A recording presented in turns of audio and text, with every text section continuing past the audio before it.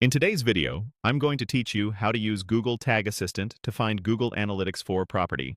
We'll start in Google Analytics and then use Google Tag Assistant to confirm which GA4 property is installed on a site. First, sign in to Google Analytics with your Google account. In the admin area, create a new property and set your reporting time zone and currency so your data lines up with your business hours. Next, open Data Streams, choose Web, and enter your website's URL to create a web data stream. This stream generates the tag and measurement ID you'll use to track activity. On the web stream details page, click View Tag Instructions, then choose Install Manually. You'll see the Google tag, also called gtag.js. Highlight and copy the entire snippet. This is what sends data from your pages to the GA4 property. Now add the tag to your site. Paste the snippet into the head section on every page. If you're using a CMS, you can use its recommended plugin or paste it in your theme or template head so it loads site-wide. Save your changes.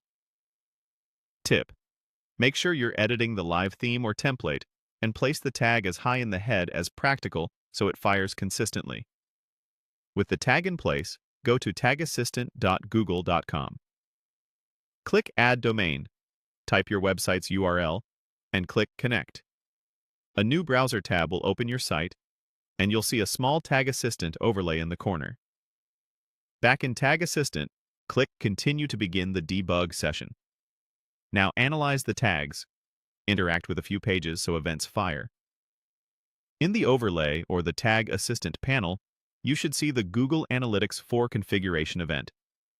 Click into it to view details, including the measurement ID.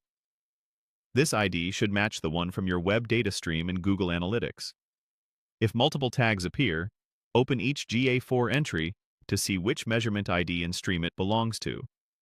That's how you identify the exact GA4 property active on the site. If nothing appears, check that your ad blockers are off, the tag is in the head, and the site changes are published.